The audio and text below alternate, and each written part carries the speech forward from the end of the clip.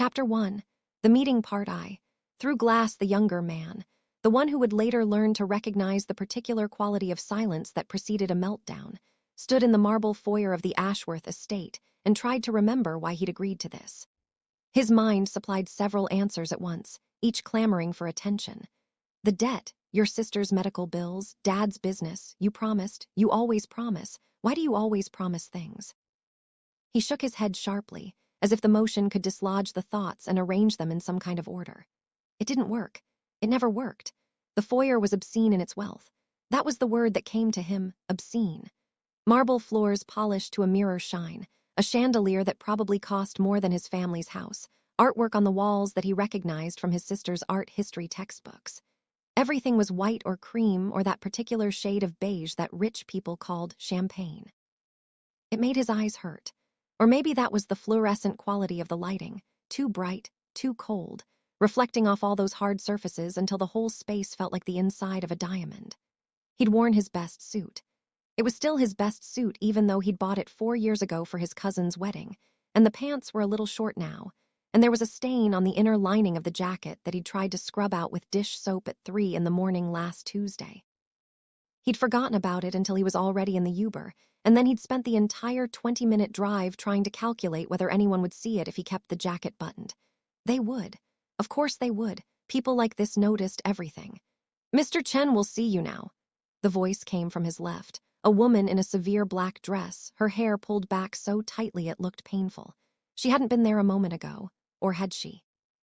He'd been looking at a painting, some abstract thing that was probably worth 6 figures, and he'd lost track of focus.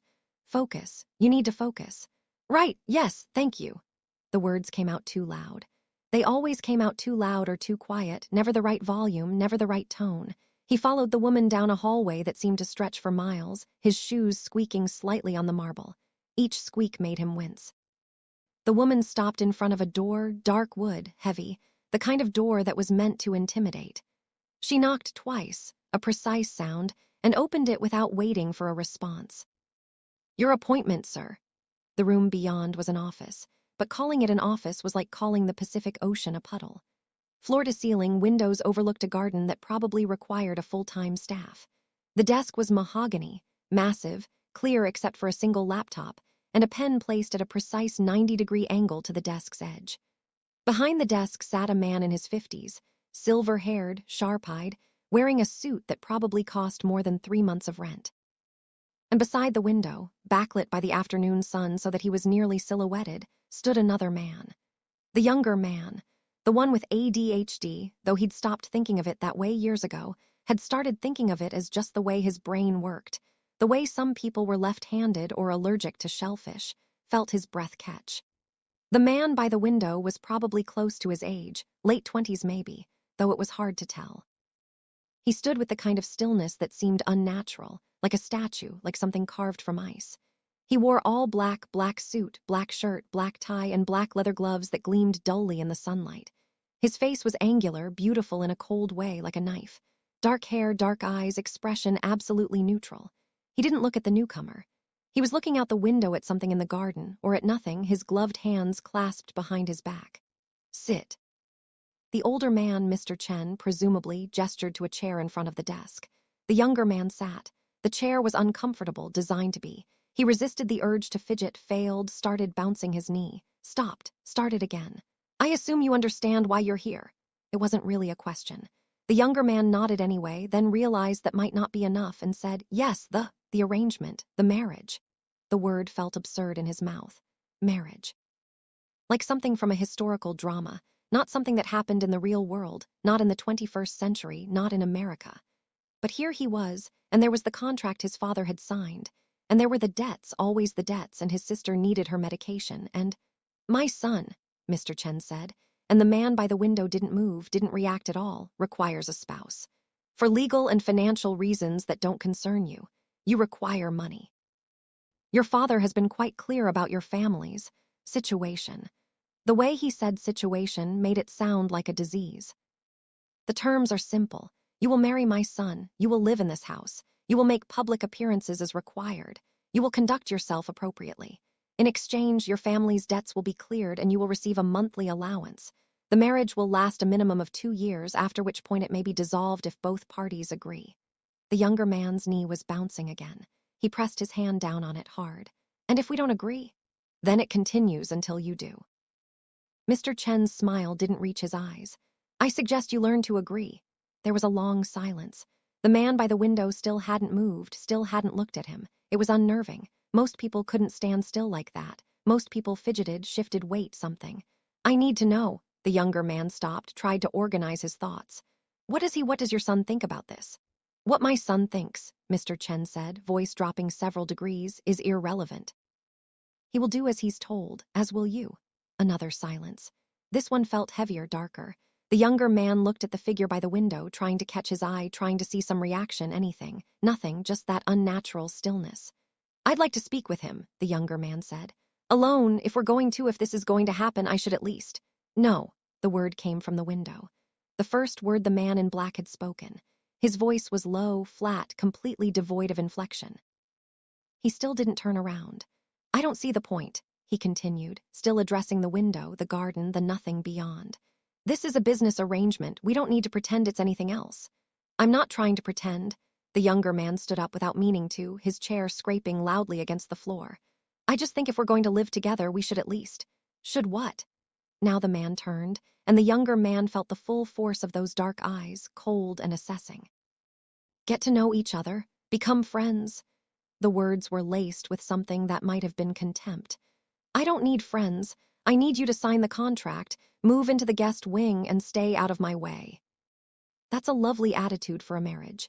It's not a marriage, it's a transaction. The younger man felt anger flare in his chest, hot and sudden. Right, a transaction, how romantic.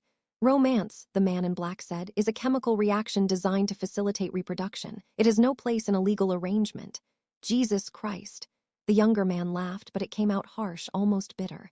You're actually serious. I'm always serious. Yeah, I'm getting that impression. Mr. Chen cleared his throat. If you're quite finished, we're not finished. The younger man turned back to the older man, that hot anger still burning. I want to talk to him, alone, 5 minutes. If I'm going to sign away 2 years of my life, I deserve at least that much. He expected resistance, expected to be thrown out maybe. Instead, Mr. Chen studied him for a long moment, then nodded slowly. 5 minutes. He stood, buttoned his jacket with precise movements. I'll be in the hall. Don't waste time. He left. The door closed behind him with a heavy click. The silence that followed was suffocating. The younger man turned back to the man by the window, who had already returned to his previous position, hands clasped behind his back, staring out at the garden, that unnatural stillness again. So, the younger man said, trying to keep his voice level, I'm guessing you don't want to do this either. No response. Look, I get it, this is weird. This is really fucking weird. But we're both stuck in it, so maybe we could at least try to... Try to what? The man's voice was still flat, but there was something underneath it now. Something sharp. Make the best of it. Find common ground. You're delusional if you think this is going to be anything other than what it is. And what is it? A cage. The man turned again, and this time the younger man saw something flicker in those dark eyes. Something that might have been pain or rage or both. For both of us, don't pretend otherwise. The younger man took a step closer. The man in black tensed, almost imperceptibly, his gloved hands tightening behind his back. Why are you wearing gloves? The question came out before the younger man could stop it. It's like 70 degrees in here. That's none of your business. If we're getting married, I think it kind of is my business. We're not getting married, we're signing a contract. The man's jaw tightened. And my personal habits are not up for discussion. Fine, great, this is going great. The younger man ran a hand through his hair, making it stick up at odd angles. What should I call you? Do you have a name, or should I just go with Ice Prince? Don't call me anything. Don't talk to me unless absolutely necessary. Stay in your wing of the house, I'll stay in mine, and we'll both survive this with minimal interaction. That's not going to work. It's going to have to work. Why? The younger man moved closer again, and again the man in black tensed. Why are you so determined to make this as miserable as possible? I'm not making it anything. I'm simply being realistic. The man's voice dropped even lower. You want to know why I'm wearing gloves? You want to know why I don't want to talk to you, don't want to know you, don't want any of this? He took a step forward, and the younger man could see the tension in every line of his body, could see the way his gloved hands were. Clenched into fists now. Because everything I touch turns to poison. Because everyone who gets close to me ends up destroyed. Because I am fundamentally broken in ways you cannot begin to understand, and the kindest thing I can do for you is keep my distance." The words hung in the air between them, raw and jagged. The younger man stared at him, at this cold, beautiful, damaged man, and felt something shift in his chest. Not attraction, not yet, not exactly, but recognition. The recognition of someone else who was drowning, who was barely keeping their head above water, who was so tired of pretending to be okay. "I'm not afraid of broken things," he said quietly. The man in black laughed. It was a terrible sound, empty and bitter. "You should be." The door opened. Mr. Chen stepped back in, his expression impatient. "Time's up. Do we have an agreement?" The younger man looked at the man by the window one more time. Those dark eyes met his, and for just a moment he saw past the ice, past the walls, to something desperate and terrified underneath. Then it was gone, shuttered away, and the man turned back to the window. "Yes," the younger man heard himself say. "We have an agreement." Part I, the itching the man in black, the one with OCD, though he never called it that, never called it anything except the itching or the wrongness, or sometimes, in his darkest moments, the punishment, stood by the window and counted his breaths. In for 4, hold for 4, out for 4, hold for 4. It was a technique his therapist had taught him years ago, back when he still saw a therapist, back before his adoptive father had decided that therapy was unnecessary and a waste of money, and making him soft. The breathing didn't stop the itching, but it kept him from clawing at his skin through the gloves, kept him from doing something that would reveal just how close he was to falling apart. The other man, the loud one, the one who couldn't sit still, the one who was going to be his husband in some legal fiction sense, had finally left. The man in black had heard the door close, heard his father's voice in the hallway giving instructions, heard footsteps retreating down the marble corridor.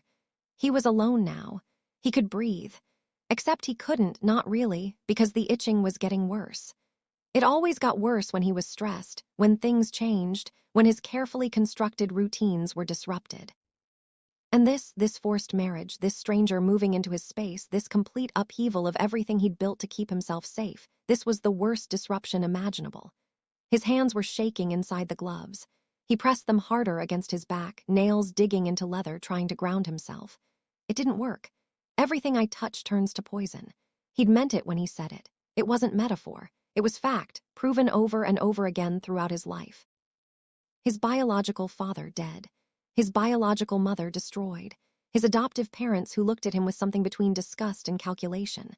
Everyone who got close, everyone who tried to care, ended up hurt. Better to keep them away. Better to be cold, harsh, untouchable. Better to be alone. The door opened again. He didn't turn around. He knew the footsteps, knew the particular rhythm of his adoptive father's gait. "Well," his father said, "that went better than expected." He signed. The man in black said nothing. "You'll be married next week. Small ceremony, immediate family only. I've already made the arrangements." Still nothing. "You will make this work." His father's voice hardened. "You will be civil to him. You will appear in public together as required. You will not embarrass me. Do you understand?" "Yes. Look at me when I'm speaking to you." The man in black turned slowly. His father stood in the center of the room, arms crossed, expression cold. He was a tall man, imposing, with the kind of presence that made people instinctively defer to him. The man in black had learned long ago not to show fear, not to show anything. Emotion was weakness. Weakness was punished. "I understand," he said, keeping his voice flat, neutral. His father studied him for a long moment. "Take off the gloves." The man in black felt ice flood his veins. "No, excuse me." "I said no." He kept his hands behind his back, kept his expression neutral even as panic clawed at his throat. "I'm not taking them off." "You will do as you're told. Not this, anything else, but not this." His father moved fast. He always moved fast when he was angry. One moment he was across the room, the next he was right there, grabbing the man in black's wrist, yanking his hand forward. The man in black jerked back instinctively, but his father's grip was iron. "You will not defy me in my own house." "Let go." The words came out strangled. The itching was everywhere now, crawling under his skin, screaming at him that he was contaminated, that his father's touch was spreading poison, that he needed to wash, needed to scrub, needed to. His father pulled harder, fingers digging into the leather of the glove, starting to peel it back. Something broke inside the man in black's chest. He wrenched his arm away with enough force that he stumbled backward, hitting the window. His breath was coming in short gasps now, the careful four-count completely forgotten. "Don't touch me," he said, and his voice was shaking, all the careful control gone. "Don't ever touch me." His father's expression was cold fury. "You ungrateful. I'll do what you want." The words tumbled out fast, desperate. "I'll marry him, I'll play the part, I'll do everything you ask, just don't." He swallowed hard. "Just don't touch me, please." The please cost him. He saw the satisfaction flicker across his father's face, saw the way the older man's posture relaxed slightly. This was what his father wanted: submission, fear, control. "Fine," his father said. "Keep your gloves, but you will make this marriage work. You will be the perfect son, the perfect husband. And if you fail," he stepped closer, voice dropping to a whisper, "if you embarrass me, if you ruin this arrangement, I will make you regret it. Do you understand?" "Yes." "Good." His father straightened his jacket, all business again. "The wedding is Saturday, don't be late." He left. The door closed. The man in black stood by the window, shaking, the itching so intense now that he could barely think. He needed to wash his hands. Needed to wash them now, even though he was wearing gloves, even though his father hadn't actually touched his skin. The contamination was there anyway, seeping through the leather, spreading up his arm, into his chest, into his lungs. He walked to the private bathroom attached to his office, walked. Didn't run, because running would be losing control, and he couldn't lose control, not here, not where someone might see. He closed and locked the door behind him, then finally pulled off the gloves. His hands were pale, unmarked, clean, but they didn't feel clean. They never felt clean. He turned on the water, hot as he could stand, and began to wash. Soap, scrub, rinse. Again, again, again. The skin on his hands was already red, already raw from this morning's washing, but he couldn't stop. Not until the itching stopped. Not until he felt clean. It took 20 minutes. 20 minutes of scrubbing until his hands were bleeding slightly, until the water ran pink, until finally, the itching subsided to a manageable level. He dried his hands carefully, applied antibiotic ointment to the worst of the raw patches, pulled the gloves back on. Better. Not good, but better. He looked at himself in the mirror. Pale face, dark eyes, expression carefully neutral. No one would know. No one ever knew. That was the point. "I am fundamentally broken in ways you cannot begin to understand." He told the other man the truth, tried to warn him. But the other man had signed anyway, had agreed to this nightmare, and now they were both trapped. The man in black closed his eyes and tried not to think about what came next. Part I. Omniscient interlude if one were to observe the Ashworth estate from above. From the perspective of, say, a bird circling in the late afternoon sun, one would see a sprawling property of almost obscene wealth. Manicured gardens, a pool that sparkled like a sapphire, tennis courts, a guest house larger than most family homes. And at the center, the main house itself. Modern architecture married to classical sensibilities, all glass and stone and sharp angles. From this height, one could not see the people inside. Could not see the young man in the guest wing, sitting on the edge of an unfamiliar bed, head in his hands, trying to figure out what he'd just agreed to. Could not see him pull out his phone with shaking hands and text his sister, "It's done. You'll get your medication. I love you." Could not see the way he stared at the phone afterward, waiting for a response that didn't come, because his sister was probably in class, or studying, or living her normal life while his had just been sold out from under him. Could not see the man in black in his office, sitting at his desk now, hands folded in front of him, staring at nothing. Could not see the way his fingers twitched inside the gloves, the way his jaw was clenched so tight it had to hurt, the way he was counting again, not breaths this time, but tiles on the floor. 64 tiles, 8 by 8, a perfect square. Symmetrical, ordered, safe. Could not see Mr. Chen in his private study, pouring himself a scotch and smiling. Everything was going according to plan. His son would marry this nobody, this convenient solution to a complicated legal problem. The boy's family would be bound to them through debt and obligation. And in 2 years, when the marriage had served its purpose, they could dissolve it and move on. Simple, clean, profitable, Mr. Chen did not think about what his son might want, had never thought about it, really. His son was a tool, an asset, something to be used and controlled. The fact that the boy was damaged, well, that just made him easier to manipulate, easier to keep in line. Mr. Chen took a sip of his scotch and thought about power. And if one could see even further back, could rewind time like a film, one would see other scenes. Would see a small boy, 6 years old, dark-haired, dark-eyed, hiding in a closet while his parents screamed at each other in the next room. Would see his father's voice rising, his mother's voice pleading, and then a sound like thunder, and then silence. Would see the boy emerge from the closet to find his mother standing over his father's body, a gun in her shaking hands, blood spreading across the hardwood floor. Would see the way she looked at him, not with love, not with relief, but with something desperate and broken. "I saved you," she would say over and over as the police sirens grew closer. "I saved you. You're safe now. I saved you." Would see the boy adopted 6 months later by the Chens, who wanted a son for appearances, for legacy, for control. Would see the first time he disappointed them, the first time his new father's hand connected with his face. Would see him learn to be still, to be quiet, to be perfect. Would see the itching start, the obsessive washing, the gloves. Would see him build walls so high that no one could ever reach him again. And if one could see forward into the future, one would see two men circling each other like wounded animals, both trying to survive, both convinced they were alone. Would see the moments of connection, brief and terrifying. Would see the way they would hurt each other over and over because hurt was all they knew. Would see the near-death experience that would crack them both open. Would see the ending, the one that wasn't happy, could never be happy, because some damage goes too deep to heal. But that was still to come. For now, there was only the afternoon sun slanting through expensive windows and two men in separate rooms, both trying to breathe. Chapter 2, The Wedding Party. White Noise, the younger man, who had started thinking of himself as the husband, though the word still felt absurd, stood in front of a full-length mirror and tried to make his tie sit straight. It wouldn't cooperate.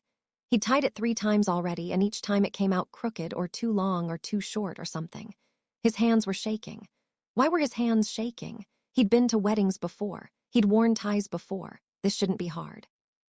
But his brain was moving too fast, jumping from thought to thought like a stone skipping across water. The tie is crooked. You look ridiculous. Everyone's going to know you don't belong here. Your sister texted back finally. She said thank you. She said she's proud of you, but she doesn't know what you're actually doing, doesn't know you're marrying a stranger for money, doesn't know. "Stop," he said out loud to himself, to his reflection, to the empty room. "Just stop." The tie was still crooked. He untied it again, started over. His phone buzzed on the dresser, probably his father, probably asking if he was ready, probably he ignored it. Focused on the tie. Loop, wrap, pull through. There, that was better. That was almost right. The room they'd given him was in the guest wing, as promised. It was larger than his entire apartment back home, with a king-size bed and an ensuite bathroom and a walk-in closet that echoed when he stepped inside. Everything was decorated in shades of gray and white, minimalist and expensive and completely impersonal. He'd been here for 3 days, and it still didn't feel real. None of this felt real. The wedding was in an hour. Small ceremony, immediate family only, just like Mr. Chen had said. The younger man's family would be there. His father, his sister, his aunt who'd flown in from Portland. His mother was dead. She died when he was 12, cancer, and sometimes he still reached for his phone to call her before remembering. He wondered if his husband-to-be's biological mother would be there. Probably not. She was in prison, wasn't she? For murder. For killing her husband to save her son. "I saved you. You're safe now. I saved you." He didn't know how he knew those words. They'd come to him in a dream last night, in his mother's voice, even though they weren't his mother's words. He'd woken up at 3 a.m. with his heart racing, and he hadn't been able to fall back asleep. The tie was crooked again. "Fuck," he said, and yanked it off completely. There was a knock at the door. He froze, tie dangling from his hand. "Yeah." The door opened. It was the woman in the severe black dress, Mrs. Chen's assistant, he'd learned. Her name was Margaret, and she looked at him the way someone might look at a stain on expensive carpet. "It's time," she said. "I'm not, the tie isn't." She crossed the room in 3 efficient strides, took the tie from his hands, and tied it in about 5 seconds. Perfect. Of course it was perfect. "There," she said. "Now come, Mr. Chen doesn't like to be kept waiting." The younger man followed her down the hallway, his shoes too loud on the marble, his heart beating too fast. They passed through the main house, more marble, more artwork, more obscene wealth, and out into the garden. The ceremony was being held outside, under an arch covered in white roses. There were chairs set up in neat rows, maybe 20 of them, most already occupied. The younger man saw his family in the front row. His father looking uncomfortable in a suit that didn't quite fit. His sister in a blue dress she'd probably borrowed. His aunt dabbing at her eyes with a tissue even though nothing had happened yet. On the other side, the Chens. Mr. Chen and his wife, a thin woman with sharp features and sharper eyes. A few other people the younger man didn't recognize, business associates probably. People who needed to witness this transaction. And at the front, standing under the arch next to an officiant, was the man in black. He wasn't wearing all black today. He was wearing a dark gray suit, charcoal, with a white shirt and a black tie. And the gloves, of course, always the gloves. His face was expressionless, his posture perfect, his hands clasped in front of him. He looked like he was attending a funeral. The younger man walked down the aisle. It was only about 20 feet, but it felt like miles, and took his place next to his soon-to-be husband. Up close, he could see the tension in the other man's jaw, could see the way his gloved fingers were pressed together just a little too tightly. "Hi," the younger man whispered. The man in black didn't respond, didn't even look at him. The officiant cleared his throat. He was an older man, probably a judge or a lawyer, someone Mr. Chen had hired for this purpose. He opened a leather-bound book and began to speak. The younger man didn't hear most of it. His brain was too loud, too full of static. He caught fragments, gathered here today, union of two souls, love and commitment, but they didn't mean anything. This wasn't about love. This wasn't about commitment. This was about money and power and two people trapped in a cage together. "Do you take this man to be your lawfully wedded husband?" The question was directed at him. The younger man blinked, tried to focus. Yes, I do." "And do you take this man to be your lawfully wedded husband?" A pause, a long pause. The younger man looked at the man in black, saw something flicker across his face, fear maybe or resignation. "I do." The words were flat, emotionless, but they were there. "Then by the power vested in me by the state of California, I now pronounce you married. You may kiss." The younger man's stomach dropped. He'd forgotten about this part. Of course there would be a kiss. There was always a kiss at weddings. But the man in black was already turning away, was already walking back down the aisle, and the moment passed. No kiss. Just a handshake from the officiant, and then applause, polite, restrained, and then it was over. They were married. Part II. The reception, the man with OCD, who was now legally married, though the concept felt as foreign as a word in a language he didn't speak, stood in the corner of the reception hall and counted the tiles on the floor. There were 1,024 tiles. 32 by 32. A perfect square. Symmetrical. Ordered. It didn't help. The reception was being held in the main house, in a room that had been decorated with more white roses and candles and expensive things that were supposed to signify celebration. There was a table with food, catered, elaborate, untouched by most of the guests. There was champagne. There was music playing softly in the background, something classical that he didn't recognize. There were people, too many people. His new husband was across the room, talking to his sister. The man with OCD had learned their names now. The husband was called Marcus, the sister was called Lily. Marcus was gesturing as he talked, his hands moving constantly, his expression animated. Lily was laughing at something he'd said. They looked happy, normal, like people who belonged in the world. The man with OCD looked away. "You should eat something." His adoptive mother had appeared beside him, a glass of champagne in her hand. She was smiling, but it didn't reach her eyes. It never did. "I'm not hungry. You need to keep up appearances." Her voice was low, meant only for him. "Go talk to your husband, smile, pretend you're happy." "I don't know how to pretend that." "Then learn." She took a sip of her champagne. "This marriage is important, don't ruin it." She walked away before he could respond. Not that he would have. What was there to say? He looked back at Marcus, who was now talking to his father. The older man looked uncomfortable, out of place, but Marcus seemed oblivious. He was smiling, laughing, making jokes probably, being charming. The man with OCD didn't know how to be charming. Didn't know how to make small talk, how to put people at ease, how to pretend everything was fine. He knew how to be cold. He knew how to be distant. He knew how to make people leave him alone. But apparently that wasn't going to work anymore. He forced himself to move, to cross the room, to approach his husband.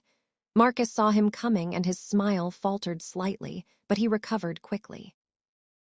Marcus said, "I was just telling my dad about the house. It's pretty incredible." The man with OCD nodded, didn't know what to say. An awkward silence stretched between them. Marcus's father excused himself, leaving them alone. "So," Marcus said, and the man with OCD could hear the forced cheerfulness in his voice. "We're married, that's..." That's a thing that happened. Yes. You want to get some food? The catering is actually really good. I tried the salmon thing and I'm not hungry. Right, okay. Marcus ran a hand through his hair, making it stick up. Look, I know this is weird. I know you don't want to be here, but we're stuck with each other for at least 2 years, so maybe we could try to. Try to what? The man with OCD heard the sharpness in his own voice, couldn't stop it. Be friends, act like this is normal. I was going to say not make each other miserable, but sure, let's go with your version. I'm not trying to make you miserable. Could have fooled me. Marcus's voice had an edge now, too. You haven't said more than 5 words to me since we met. You didn't even look at me during the ceremony. And now you're standing here like I'm some kind of disease you're trying not to catch. The man with OCD felt the itching flare up, sharp and sudden. That's not what, not true. Marcus laughed, but it wasn't a happy sound. I get it. You don't want this. Neither do I, but we're here and we're married, and the least you could do is pretend to be civil. I am being civil. No, you're being an asshole. The words hung in the air between them. The man with OCD felt something crack in his chest, something hot and painful. You don't know anything about me, he said, voice low and dangerous. You don't know what I've been through, you don't know why I am the way I am, so don't stand there and judge me for trying to survive this. I'm not judging you. Yes, you are. You've been judging me since the moment we met. You think I'm cold, you think I'm cruel, you think I'm broken. He took a step closer and Marcus took a step back. And you're right, I am broken. I told you that. I warned you. But you signed the contract anyway, so don't act surprised when I turn out to be exactly what I said I was. Marcus stared at him, and the man with OCD saw something shift in his expression, saw the anger fade, replaced by something that might have been understanding or pity or both. I don't think you're cruel, Marcus said quietly. I think you're scared. The words hit like a physical blow. The man with OCD felt his carefully constructed walls shake, felt the panic rising in his throat. Don't, he said. Don't try to psychoanalyze me. Don't try to fix me. He swallowed hard. Just stay away from me, please. He turned and walked away before Marcus could respond, before he could say anything else that might crack the walls further. He walked out of the reception hall, down the corridor, up the stairs to his private wing. His room was at the end of the hall, his sanctuary, the one place where he could control everything. He locked the door behind him, pulled off the gloves, and went straight to the bathroom. The itching was everywhere now. Under his skin, in his bones, screaming at him that he was contaminated, that Marcus's words had gotten inside him somehow, that he needed to wash, needed to scrub, needed to. He turned on the water and began the ritual. Part I. The first night Marcus stood in the reception hall and watched his husband disappear up the stairs. I think you're scared. He shouldn't have said that. He knew he shouldn't have said that. But the words had come out anyway because his brain didn't have a filter, because he always said exactly what he was thinking, because, fuck, he said quietly. His sister appeared at his elbow. That looked like it went well. Lily, I'm kidding, kind of. She handed him a glass of champagne. What happened? I don't know, we were talking and then we were fighting and then he just left. Marcus took a sip of the champagne. It tasted expensive and wrong. I think I made it worse. How could you make it worse? It's already a disaster. Thanks, that's helpful. I'm serious. Lily lowered her voice. Marcus, you married a stranger. For money. This whole thing is insane. I know. Do you? Because you're acting like this is some kind of romantic comedy where you're going to fall in love and live happily ever after, but that's not. I know it's not a romantic comedy. Marcus set down the champagne glass harder than he meant to. I know exactly what this is. I'm not an idiot. I didn't say you were an idiot. I said you were acting like one. Lily's expression softened. I'm worried about you. Don't be, I'm fine. You're not fine, you're never fine, you just pretend you are. Marcus looked at his sister, really looked at her. She was 23, 5 years younger than him, and she'd been sick for most of her life. Chronic illness, autoimmune disorder, medical bills that had bankrupted their family twice over. She was the reason he was here. The reason he'd signed the contract. I'm doing this for you, he said quietly. I know, and I hate it. Lily's eyes were shining. I hate that you had to sell yourself to save me. I didn't sell myself, I just made a deal. It's the same thing. Maybe it was. Marcus didn't know anymore. He was too tired to think about it. The reception wound down slowly. Guests left in ones and twos, offering congratulations that felt hollow. Marcus's father pulled him aside at one point, told him he was proud of him, told him he was doing the right thing. Marcus nodded and didn't believe him. Finally, it was over. The last guest left. The catering staff cleaned up. The house fell silent. Marcus stood in the foyer and realized he didn't know where he was supposed to go. Back to the guest wing, to his husband's room. Were they supposed to share a bed? The contract hadn't specified. Margaret appeared as if summoned by his confusion. "Your room is in the east wing," she said. "Second door on the left. Your belongings have been moved there." "What about?" Marcus gestured vaguely upward, toward where his husband had disappeared. "Mr. Chen's room is in the west wing. You have separate quarters." "Oh." Marcus didn't know if he was relieved or disappointed. "Okay, thanks." He climbed the stairs, found the east wing, found his room. It was different from the guest room he'd been staying in, larger, more lived in. There was a desk by the window, a bookshelf, a sitting area. His clothes were in the closet, his toiletries in the bathroom. Someone had even unpacked his books and arranged them on the shelf. It should have felt like home. It didn't. Marcus sat on the edge of the bed and pulled out his phone. He had texts from friends, congratulations, and questions he didn't know how to answer. He ignored them all and opened a new message to Lily. "I don't know if I can do this." Her response came almost immediately. "You can. You're the strongest person I know." "I don't feel strong. You never do. But you are." Marcus set down the phone and lay back on the bed, staring at the ceiling. Somewhere in this massive house, his husband was probably doing the same thing, or maybe he was washing his hands. Marcus had noticed the way he'd gone straight for the bathroom, the way his gloved hands had been shaking. "I think you're scared." He shouldn't have said that, but it was true. He'd seen it in the other man's eyes, seen past the ice to the terror underneath. They were both scared.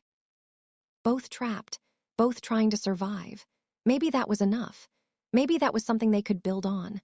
Or maybe they'd just destroy each other. Marcus closed his eyes and tried not to think about which option was more likely. Part IV. Omniscient interlude the first night the house settled into silence as midnight approached. In the east wing, Marcus lay awake, his mind racing through 1,000 thoughts at once, unable to settle on any single one. He'd tried to sleep, but his brain wouldn't cooperate, kept jumping from worry to worry like a stone skipping across dark water. In the west wing, the man with OCD, whose name was Elliot, though he hadn't told Marcus that yet, hadn't told him anything, sat on the bathroom floor with his back against the tub. His hands were raw and bleeding again, the gloves discarded on the counter. He'd washed them 17 times. It still wasn't enough. The itching had subsided to a dull roar, manageable but present, always present. He stared at his hands in the dim light and thought about his biological mother. "I saved you." He'd been 6 years old. He'd heard the gunshot from inside the closet where he'd been hiding, had heard his father's body hit the floor. When he'd emerged, his mother had been standing there with the gun, and there had been blood everywhere, so much blood, and she'd looked at him with wild eyes and said those words. "I saved you. You're safe now." But he hadn't felt safe. He'd felt like the world had ended. And when the police came and took his mother away, when he'd been placed in foster care and then adopted by the Chens, he'd learned that safety was an illusion. That the people who were supposed to protect you could hurt you just as easily. His adoptive father had never hit him where it would show. That was the rule. Bruises on the ribs, on the back, places that could be hidden under clothes. And always with a reason, because Elliot had disappointed him, because Elliot had failed to meet expectations, because Elliot needed to learn. The itching had started around age 8, the obsessive washing around age 9, the gloves around age 10. By the time he was 12, he'd learned to be perfect, to show no emotion, to do exactly as he was told, to be the son his adoptive father wanted, even if it meant killing everything inside himself that was real. And now he was married, to a stranger. To someone loud and chaotic and completely wrong for him in every possible way. To someone who had looked at him and said, "I think you're scared." Elliot pulled the gloves back on, wincing as the leather touched his raw skin. He stood, looked at himself in the mirror. Pale face, dark eyes, expression carefully neutral. No one would know. No one ever knew. He left the bathroom, climbed into bed, and lay there in the dark, counting ceiling tiles until his mind finally, mercifully, went quiet. In the east wing, Marcus had given up on sleep. He was sitting at the desk now, laptop open, trying to work on the freelance coding project he'd been neglecting.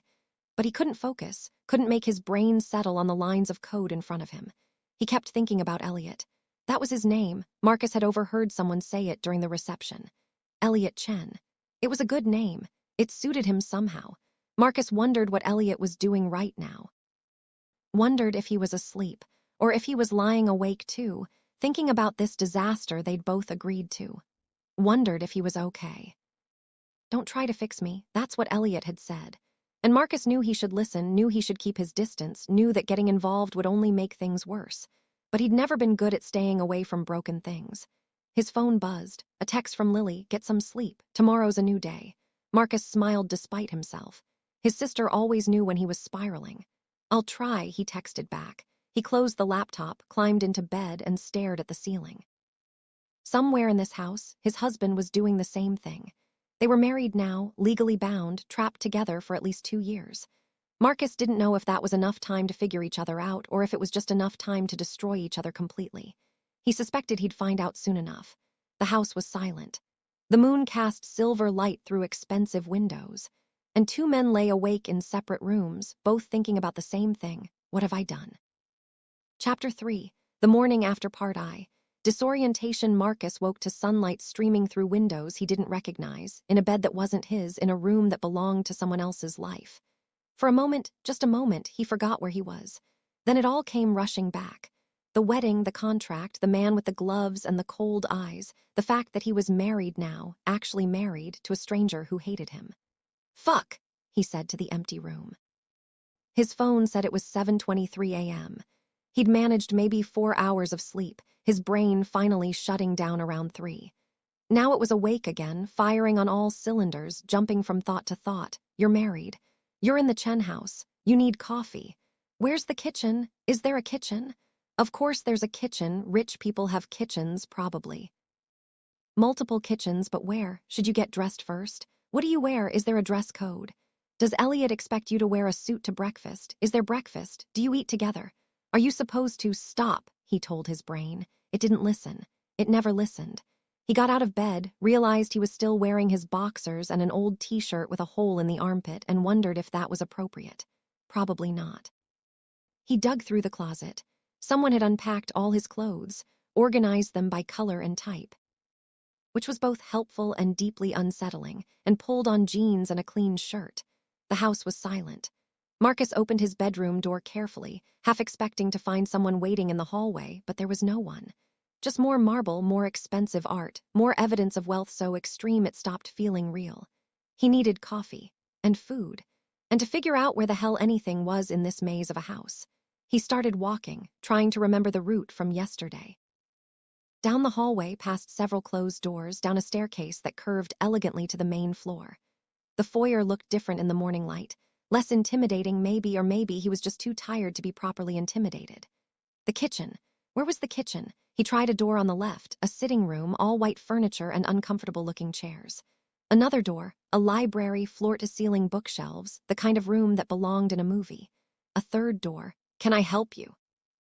Marcus actually jumped, and turned to find Margaret standing behind him. How did she move so quietly? Was that a skill they taught rich people's assistants? "I was looking for the kitchen," he said. "I need coffee and maybe food, if that's okay. I don't know the rules here. I don't know if I'm supposed to." "The kitchen is through there."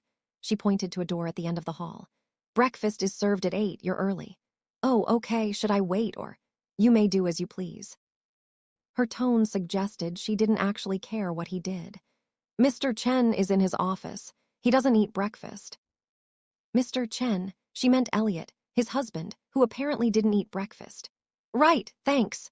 Margaret disappeared as silently as she'd arrived. Marcus stood there for a moment, trying to process, then gave up and headed for the kitchen. It was enormous. Of course it was enormous. Professional-grade appliances, marble countertops, an island the size of Marcus's old apartment. And sitting on the counter, like a gift from the gods, was a coffee maker. Marcus made a beeline for it, found the coffee beans in a cabinet, ground them probably too loudly, and started the machine. While it brewed, he explored the kitchen, opening cabinets and drawers, trying to get his bearings. Everything was organized with obsessive precision. Plates arranged by size, glasses in perfect rows, silverware sorted by type. Even the spices were alphabetized. Marcus thought about his old apartment, where he'd kept his coffee mugs in the bathroom cabinet because he'd run out of space in the kitchen and never gotten around to reorganizing, where his silverware drawer was a chaotic jumble of forks and spoons and random takeout chopsticks. This was going to be a problem. The coffee finished brewing. Marcus poured himself a cup, added too much sugar, and leaned against the counter. The kitchen had windows overlooking the garden, the same garden where they'd gotten married yesterday. The white roses were still there, already starting to wilt in the morning heat. He should probably eat something. He opened the refrigerator, also obsessively organized, and found eggs, bread, some kind of fancy cheese. He could make an omelet. He was good at omelets. He was halfway through cracking eggs into a bowl when he heard footsteps in the hallway. Part II, the routine Elliot had been awake since 5:47 a.m. Not because he'd set an alarm, he never needed an alarm. His body woke him at the same time every morning, had for years, part of the routine that kept him functional. 5:47 to 6:00. Lie in bed, count breaths, prepare for the day. 6:00 to 6:45. Shower. The water had to be exactly 102 degrees. He had a thermometer to check. He washed his hair twice, his body 3 times, following the same pattern every day. Left arm, chest, stomach, back, left leg, right leg, never deviating, never changing. 6:45 to 7:30, the hand washing. This was the hard part, the part that took the longest. He'd already showered, already scrubbed every inch of his body, but his hands still felt wrong. Contaminated. Itching. He washed them in the sink, using the special soap he ordered online, the only kind that felt right. Hot water, as hot as he could stand. Scrub between each finger, under each nail, up to the wrists. Rinse. Repeat. He counted. Always counted. It helped him know when to stop, gave him a number to aim for. Today it took 32 washes before the itching subsided to a manageable level. His hands were red and raw when he finished. He applied the antibiotic ointment, waited for it to absorb, then pulled on the gloves. Black leather, custom-made, soft enough not to irritate his damaged skin. He had 12 pairs, rotated them daily, sent them out to be professionally cleaned once a week. 7:30 to 8:00, get dressed. Black suit, black shirt, black tie. The same thing every day. It was easier that way, required no decisions, no choices. Choices led to mistakes. Mistakes led to contamination. 8:00 to 8:30, work in his office. He had a job, technically. He managed some of his father's business interests, handled contracts and negotiations, did it all remotely so he never had to leave the house. He was good at it. Numbers made sense. Contracts made sense. People didn't. But this morning, the routine was disrupted. Because there was someone else in the house. Someone loud and chaotic and completely wrong. Someone who was probably awake by now, probably wandering around, probably touching things. The thought made the itching flare up again, sharp and sudden. Elliot pressed his gloved hands flat against his desk, trying to ground himself. He's in the East Wing. You're in the West Wing. He won't come to your office. He won't touch your things. Everything is fine. Except everything wasn't fine. Everything was wrong. His space had been invaded, his routine disrupted, and there was nothing he could do about it. He tried to focus on work, opened his laptop, pulled up the contract he'd been reviewing. But the words blurred together, meaningless. His brain kept circling back to the same thought. He's here, in your house, in your space. At 8:15, his phone buzzed, a text from his father, my office. Now, Elliot closed his laptop, stood, straightened his tie. The walk to his father's office took exactly 3 minutes. He counted his steps. 247. His father was sitting behind his desk, reading something on his tablet. He didn't look up when Elliot entered. Close the door. Elliot closed it, stood in front of the desk, hands clasped behind his back, waiting. I trust the first night went smoothly, his father said, still not looking up. Yes. No issues. No. Good. His father finally set down the tablet, fixed Elliot with that cold stare. I want to make something clear. This marriage is important. It solves several legal problems and opens up new business opportunities. You will not ruin it. I understand. Do you? His father stood, walked around the desk. Elliot fought the urge to step back.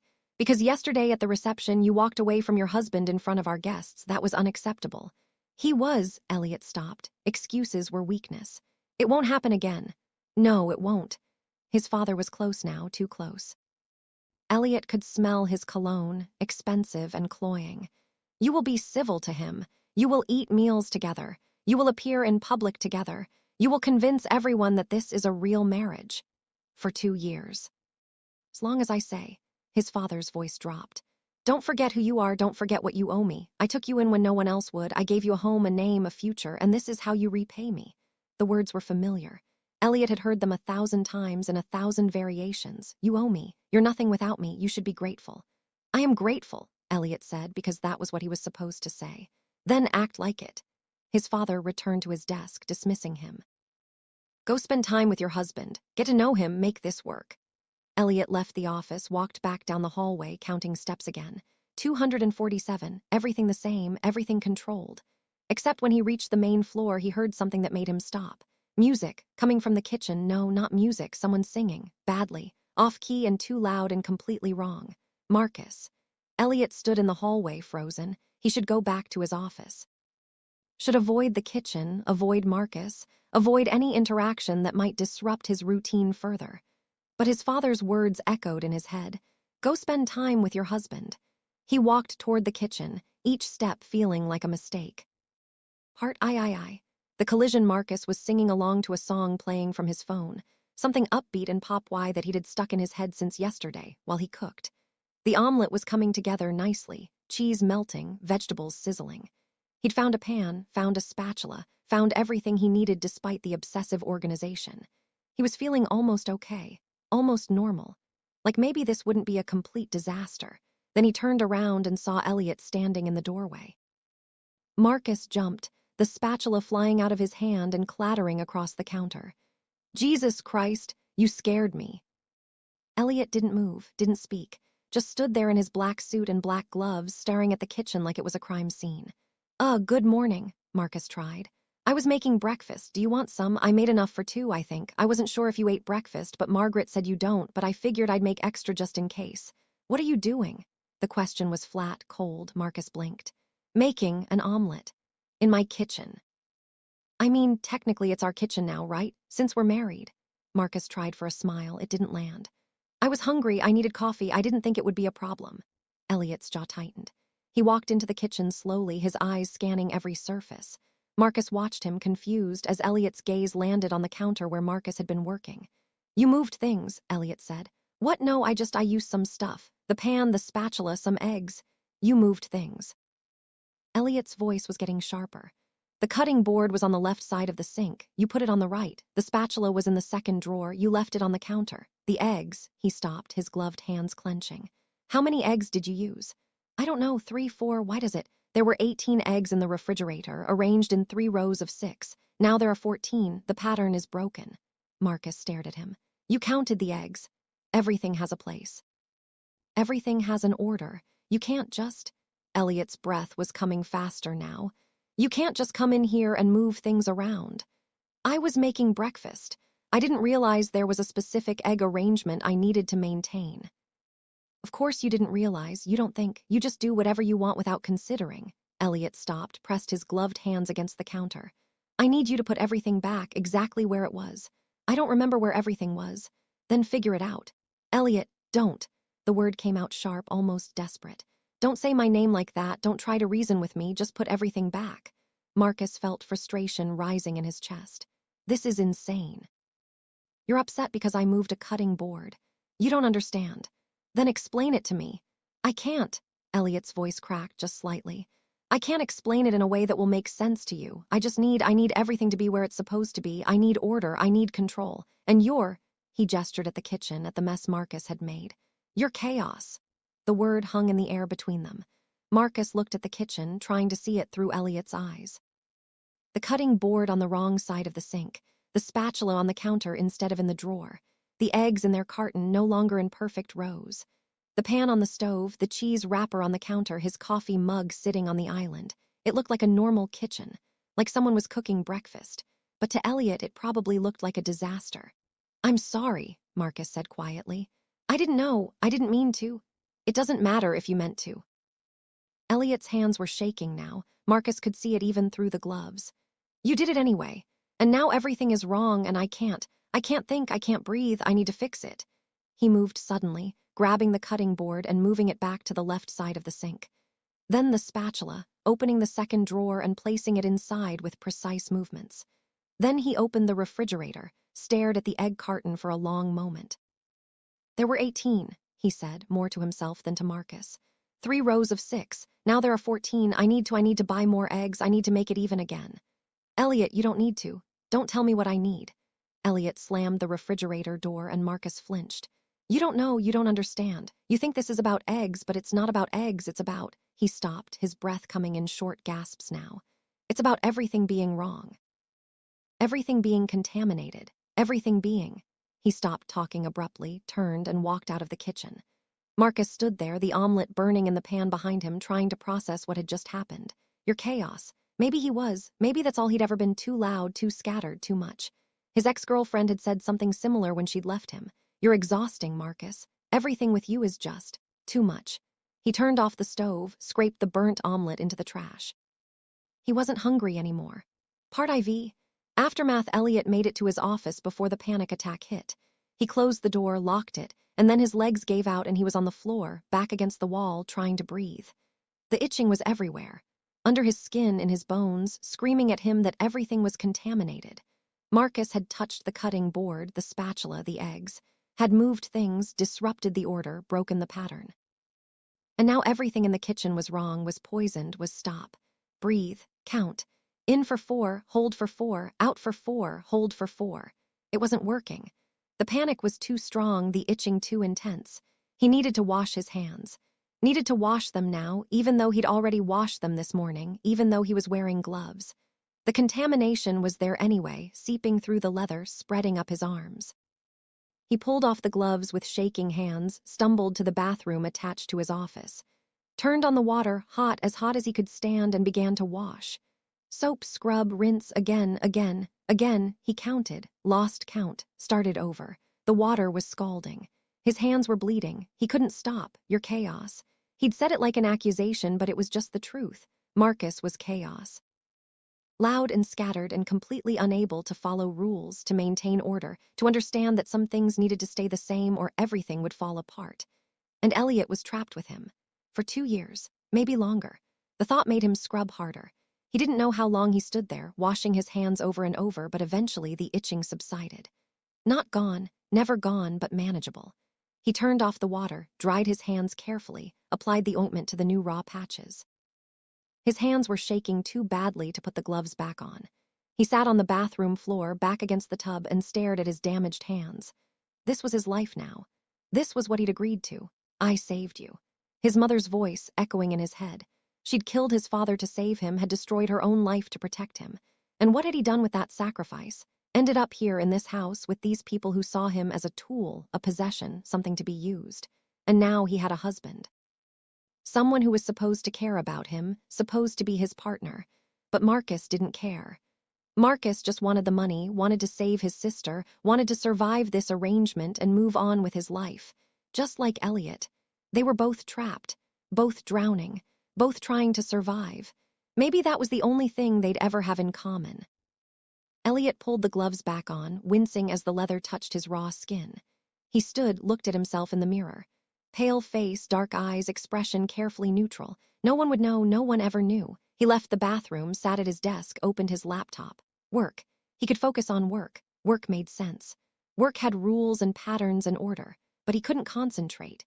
His mind kept circling back to the kitchen, to Marcus, to the eggs in their broken pattern. His phone buzzed.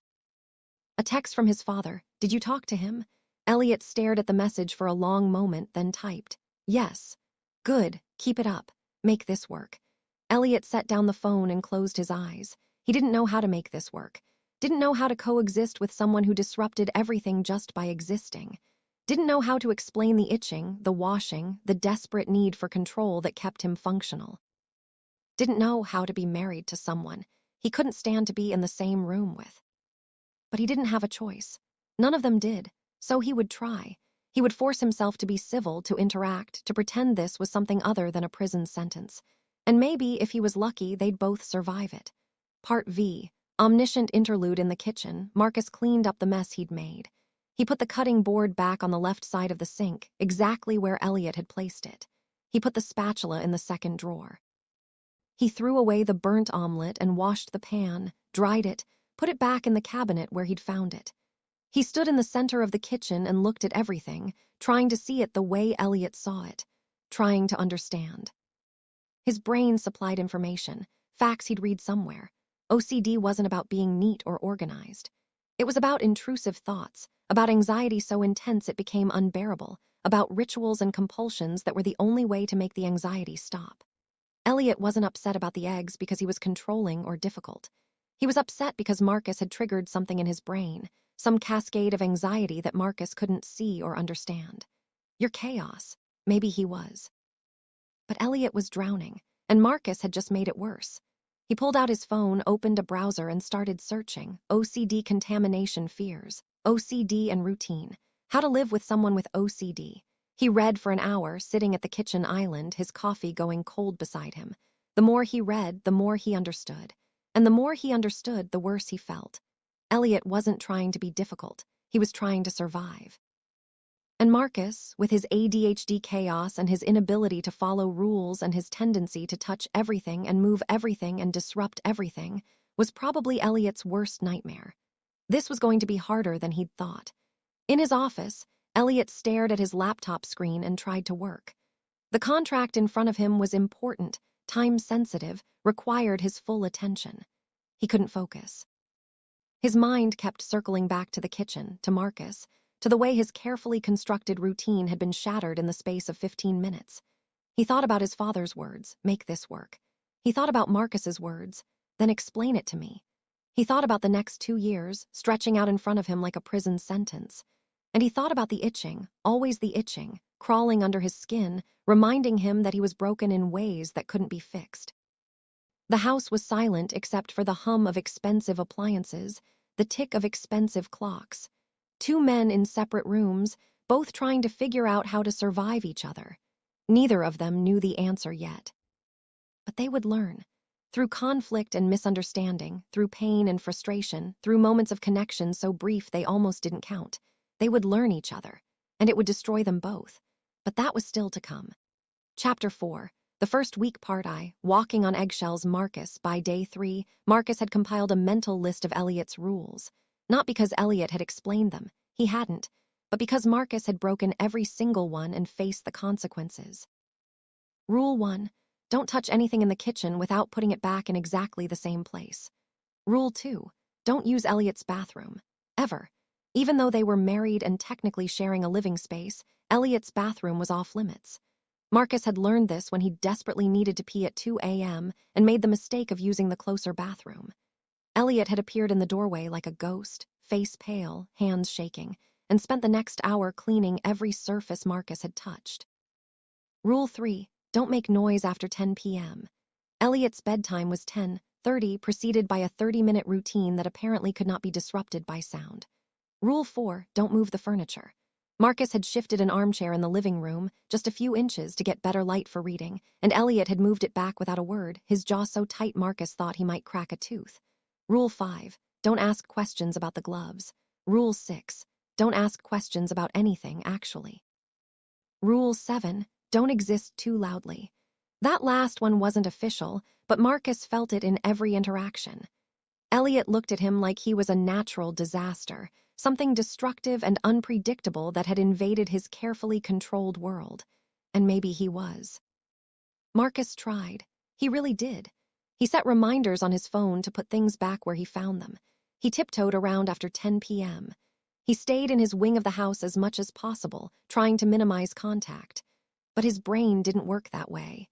His brain was a pinball machine, thoughts bouncing from one thing to another, and his body followed. He'd get distracted mid-task and forget to put the milk back in the refrigerator. He'd start reading and lose track of time, and suddenly it was midnight and he was laughing at something on his phone, too loud, and Elliot would appear in the hallway with that look on his face.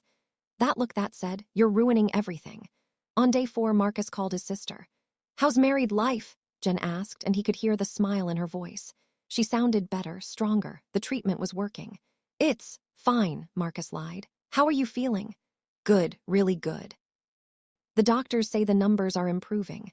She paused. "Marcus, I can't thank you enough. I know this wasn't what you wanted." "It's fine," he said again, more firmly. "I'm fine, everything's fine." "You're a terrible liar." Marcus laughed, but it came out hollow. "I'm just adjusting. It's a big house, lots of rules, but it's fine." "What's he like, your husband?" Marcus looked around his bedroom, his temporary bedroom. He reminded himself this was all temporary and tried to figure out how to answer that. Cold, distant, obsessive, damaged, drowning. "He's private," Marcus said finally. "We're still getting to know each other." Well, you have 2 years. 2 years, 730 days. Marcus had started counting them. After he hung up, he sat on his bed and stared at the ceiling. The house was silent. It was always silent. Elliot moved through it like a ghost, barely making a sound, and Marcus felt like he was suffocating in the quiet. He needed noise, needed people, needed something other than this oppressive silence and Elliot's cold stares and the constant feeling that he was doing everything wrong. He pulled out his phone and texted his friend Dave. "Want to come over tomorrow night? I'm losing my mind in this place." Dave responded immediately, "Hell yes, I want to see this mansion you're living in." 7 p.m., Marcus hesitated. He should probably ask Elliot. That would be the polite thing to do, the considerate thing. But Elliot barely spoke to him. Elliot avoided him. Elliot had made it clear that Marcus was an unwelcome intrusion in his life, so fuck it. It was his house too, technically. He could have a friend over. 7 p.m. works, he texted back. Heart I, slipping control Elliot, the itching was getting worse. Elliot had increased his hand washing to 40 times each morning, but it wasn't enough. The contamination was spreading. He could feel it crawling up his arms, across his chest, seeping into his lungs. Marcus had touched the bathroom, had used Elliot's soap, his towel, had stood on his bath mat with bare feet. And now everything in that bathroom was contaminated, unusable, wrong. Elliot had spent 3 hours cleaning it. Had scrubbed every surface with bleach, had thrown away the towel and the bath mat and the soap, had washed his hands until they bled. It still didn't feel clean. Nothing felt clean anymore. Marcus was everywhere, his presence, his chaos, his complete disregard for order. He left coffee mugs on random surfaces. He forgot to close cabinet doors. He moved things and didn't put them back and seemed genuinely confused when Elliot tried to explain why that was a problem. "Then explain it to me," Marcus had said. But Elliot couldn't explain. Couldn't put into words the way his brain screamed at him when things were out of place, the way the itching intensified until it was unbearable, the way the only thing that made it stop was washing, counting, controlling. His therapist, the one his father didn't know about, the one Elliot saw via video call once a week, had tried to explain it once. "OCD isn't logical," Dr. Reeves had said. "The thoughts aren't rational, but they feel real. They feel urgent. And the compulsions are the only way your brain knows how to cope with the anxiety." Elliot understood that intellectually, but understanding didn't make it stop, and Marcus made it worse. So much worse. On day 5, Elliot's mother summoned him to her sitting room. She was different from his father, softer in appearance, harder in execution. She wore expensive dresses and pearl necklaces and smiled at guests with practiced warmth, but her eyes were cold, calculating. She'd been the one to arrange this marriage, had seen the opportunity and seized it. "Sit," she said, gesturing to the chair across from her. Elliot sat, hands folded in his lap, back straight, face neutral. "How are things progressing with Marcus?" "Fine. Don't lie to me." She set down her teacup with a delicate clink. "Margaret says you barely speak to him, that you avoid him, that you had a confrontation in the kitchen." Of course, Margaret had reported back. Everyone in this house reported back. "We're adjusting," Elliot said carefully. "You need to do better than adjust." His mother leaned forward, her voice dropping. "Do you understand what this marriage represents? Marcus's family has connections we need. Political influence, business opportunities. His sister's illness was a gift, it gave us leverage." Elliot's stomach turned. He'd known that, of course. Had known from the beginning that this was a transaction, that Marcus's desperation had been exploited. But hearing his mother say it so bluntly made it real in a way it hadn't been before. "I understand," he said. "Do you?" She studied him with those cold eyes. "Because if you ruin this, if you drive him away or make him regret this arrangement, there will be consequences. Your father has been very patient with you, Elliot, with your difficulties, but his patience has limits." The threat was clear. Elliot had seen what happened when his father's patience ran out, had the scars to prove it, hidden under his clothes where no one could see. "I'll do better," he said. "See that you do." She picked up her teacup again, dismissing him. "Invite him to dinner tomorrow night, the 3 of us. Show him that you're making an effort." Elliot stood, nodded, left the room. His hands were shaking. The itching was back, worse than before, screaming at him to wash, to scrub, to make himself clean. He went to his bathroom, his private bathroom, the one Marcus had contaminated, and turned on the water. Part I. The confrontation. Marcus's friend Dave arrived at 7:03 p.m., which Marcus knew because he'd been watching the clock nervously since 6:45. "Holy shit," Dave said, standing in the foyer and staring up at the chandelier. You weren't kidding about the mansion thing. Yeah, it's a lot. Marcus closed the door, suddenly hyper-aware of how quiet the house was. Come on, I'll give you the tour. They walked through the main floor, the living room, the library, the dining room that looked like it belonged in a museum. Dave kept making impressed noises, touching expensive things, and Marcus kept glancing around nervously, expecting Elliot to appear and tell him this was against the rules. But Elliot was in his office. He was always in his office. Where's the husband? Dave asked, as if reading his mind. Working, he works a lot. Have you guys, consummated this thing yet? Marcus felt his face heat. It's not that kind of marriage. Right, business arrangement. Still weird as fuck, man. Tell me about it. They ended up in the living room with beers Marcus had bought and hidden in his mini-fridge, talking about nothing important, Dave's job, mutual friends, a concert coming up that Marcus couldn't go to because he was trapped in this house with a man who hated him. It felt good. Normal. Like maybe Marcus was still himself, still the person he'd been before all this. They got louder as the night went on.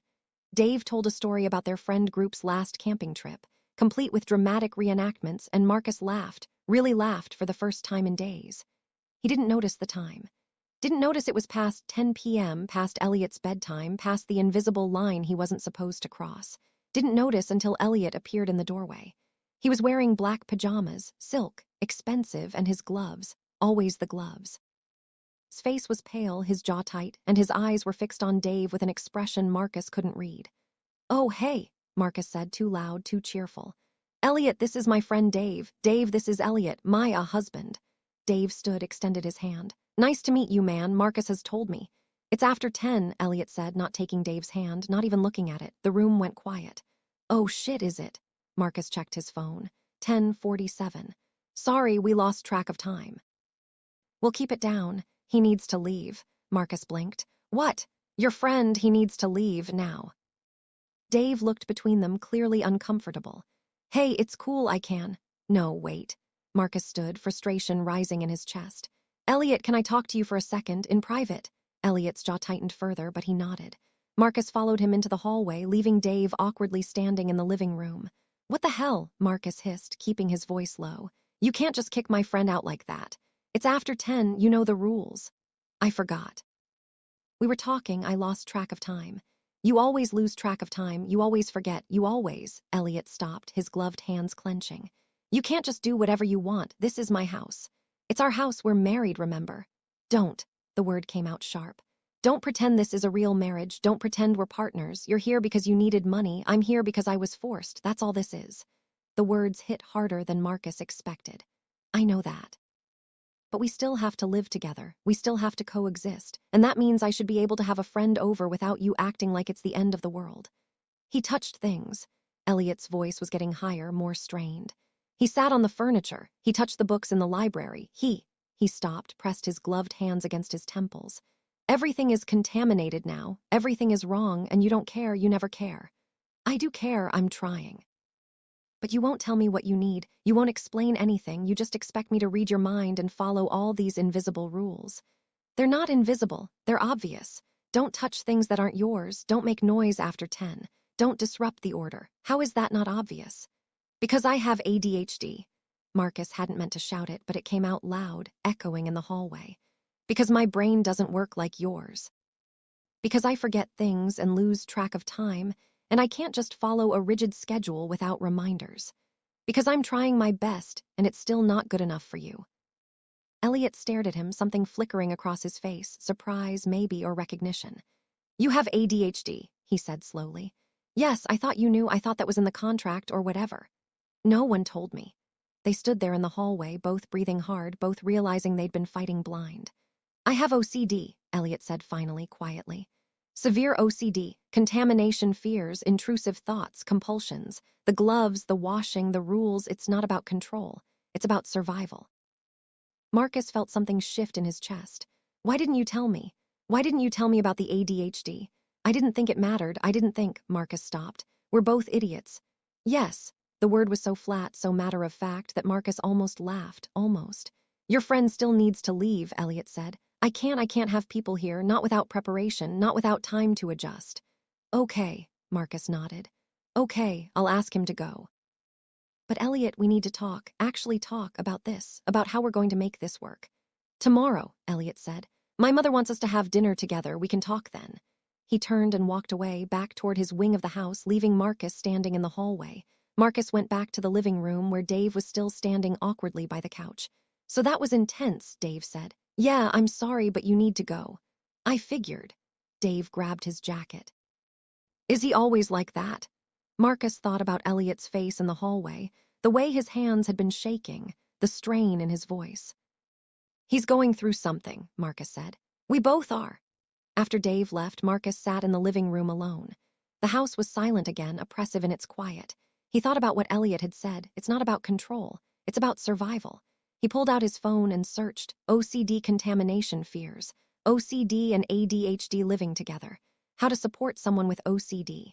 He read until his eyes burned, until the words started to blur together. And the more he read, the more he understood just how badly he'd been fucking this up. Elliot wasn't trying to control him. Elliot was drowning, and Marcus, with his chaos and his forgetfulness and his complete inability to maintain order, was pushing him under. Part IV. The dinner Elliot spent the next day preparing for dinner. Not cooking, they had staff for that, but preparing himself mentally for the ordeal of sitting at a table with Marcus and his mother for an extended period. He'd washed his hands 63 times by 6 p.m. His skin was raw, bleeding in places, but the itching was manageable. Barely. He'd changed his gloves twice. Had checked and rechecked his appearance in the mirror. Had counted his breaths, trying to calm the anxiety that was building in his chest. You can do this. It's just dinner, just one meal. But it wasn't just dinner. It was a performance. A test. His mother would be watching, evaluating, judging whether he was making enough effort with Marcus. And Marcus would be there with his chaos and his questions and his complete inability to understand that some things couldn't be explained. At 6:58, Elliot left his room and walked to the dining room. Marcus was already there, standing awkwardly by the table, wearing a button-down shirt that looked new. He'd made an effort. That was something. Hey, Marcus said. Hello. They stood in uncomfortable silence until Elliot's mother arrived at exactly 7:00, wearing a cream-colored dress and her pearls. Gentlemen, she said, smiling that practiced smile. Please sit. Elliot sat in his usual chair. Marcus sat across from him. His mother sat at the head of the table between them. The staff brought out the first course, some kind of soup, artfully arranged in white bowls. Elliot stared at it, trying to calculate whether he could eat it without triggering the contamination fears. The spoon was clean. He'd watched the staff set the table, had seen them use gloves. The bowl was clean. The soup was hot, which meant any bacteria would be dead. He picked up the spoon with his gloved hand, brought it to his lips, tasted. It was fine. He could do this. So, Marcus, his mother said, her voice warm and false. Tell me about your family. Your sister is doing well, I hope. Yes, thank you. The treatment is working. Wonderful, and your parents? They passed away a few years ago, car accident. I'm so sorry. His mother didn't sound sorry. She sounded like she was checking boxes on a list. And you work in tech, is that right? Software development, freelance mostly. How interesting. The conversation continued like that, his mother asking questions, Marcus answering, Elliot sitting silently and trying to eat his soup without thinking about contamination. He was doing fine until Marcus reached across the table for the bread basket. His sleeve brushed against Elliot's water glass. It was nothing, a brief contact barely noticeable, but Elliot's brain latched onto it immediately, contaminated. The glass is contaminated, you can't drink from it, you can't touch it. Everything on the table is contaminated now. The itching flared up, sudden and intense. Elliot set down his spoon carefully, pressed his gloved hands against his lap under the table. Breathe. Count. It's fine. It's just a glass, but it wasn't fine. The contamination was spreading. From the glass to the table to his plate to his soup. Everything was wrong now. Everything was, Elliot. His mother's voice sharp. He looked up. Are you listening? Yes. I asked if you'd shown Marcus your mother's garden yet, your birth mother. The words hit like a physical blow. Elliot's hands clenched under the table. No, you should. It's quite beautiful. She designed it herself before. His mother trailed off delicately. Well, before the incident. The incident, that's what they called it. Not murder, not self-defense. Not the night his mother had killed his father to save him. Just the incident. I didn't know there was a garden, Marcus said, looking between them. Oh yes, Elliot's birth mother was quite the gardener. Of course, she's in prison now, so she can't maintain it, but we've kept it up in her honor. His mother smiled. It's the least we could do, considering we took in her son. The words were poison, delivered with a smile. Reminding Elliot of his debt, his obligation, his place in this family. I'd like to see it, Marcus said quietly, looking at Elliot. Elliot couldn't respond. His throat was tight, his chest constricting. The itching was everywhere now, unbearable. Excuse me, he managed, standing abruptly. He didn't finish the sentence. Just walked out of the dining room, down the hall to his bathroom. He barely made it to the sink before the panic attack hit. Part V.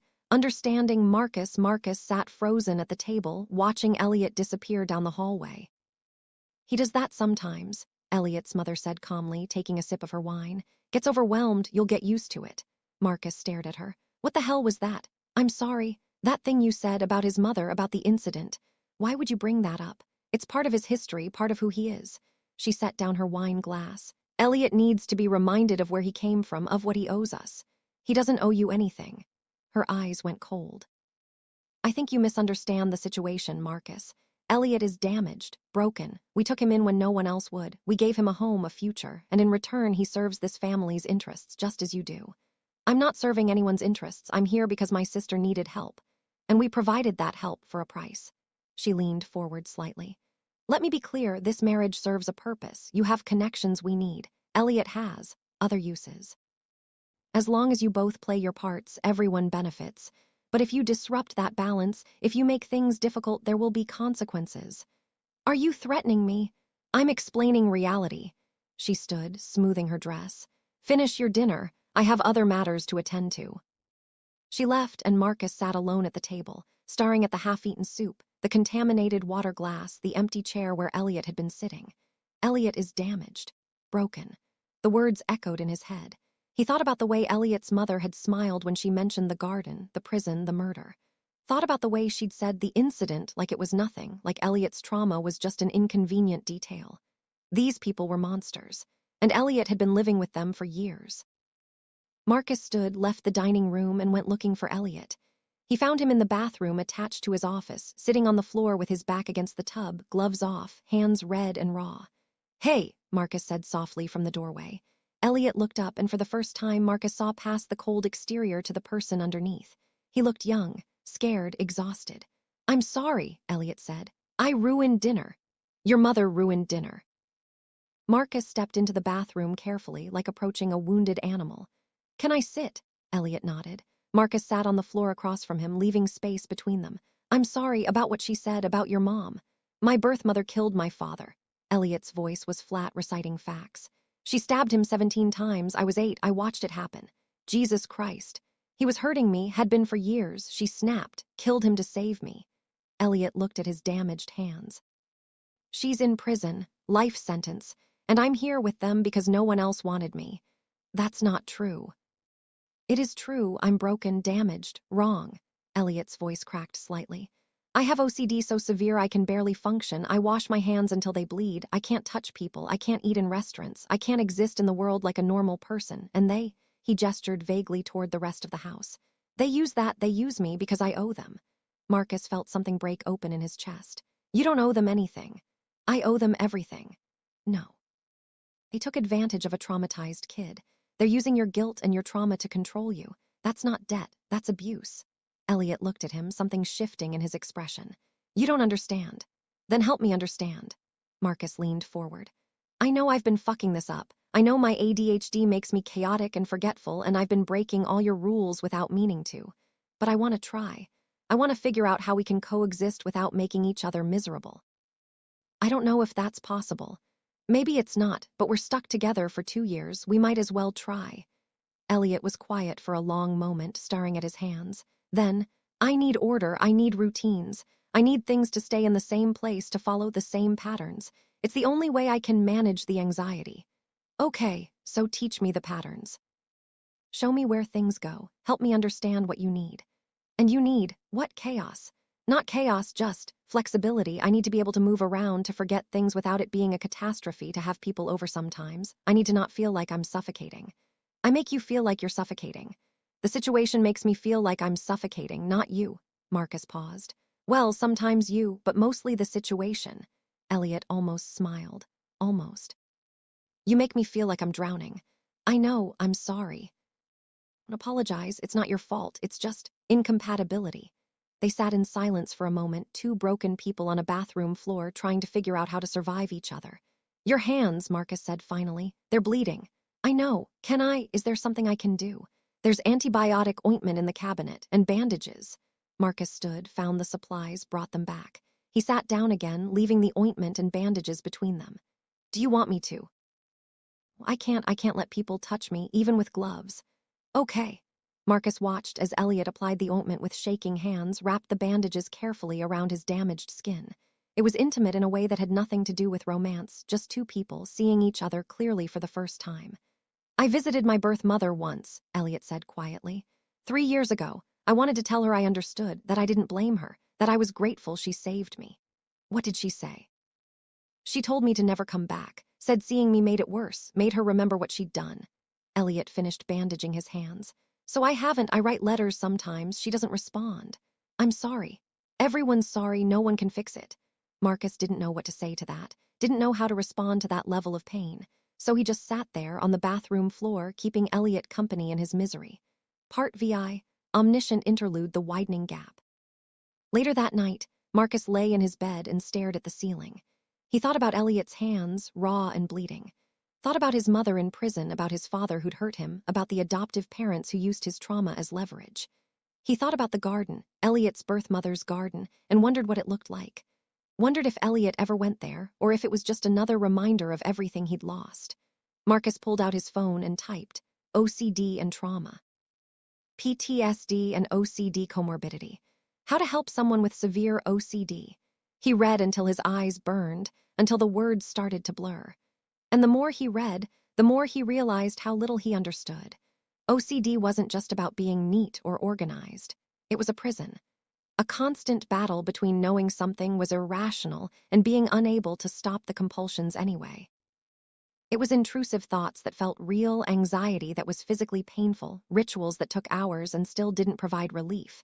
And Elliot had been living with it alone, for years, with no support, no understanding, just people who used his condition to control him. Marcus set down his phone and closed his eyes. 2 years, he thought. We have 2 years to figure this out. It felt impossible.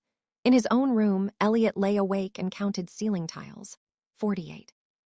He'd counted them 1,000 times, but he counted them again anyway. He thought about Marcus on the bathroom floor offering help, trying to understand. It was more than anyone else had ever done. But understanding didn't fix anything. Didn't make the OCD go away. Didn't make the itching stop. Didn't change the fact that they were fundamentally incompatible, Marcus's chaos and Elliot's need for control, constantly at war. His phone buzzed. A text from his father. Your mother tells me dinner was a disaster. Do better. Elliot deleted the message without responding. He thought about his birth mother in her prison cell, wondered if she ever thought about him, wondered if she regretted saving him, if she wished she'd let his father finish what he'd started. Sometimes Elliot wished that too.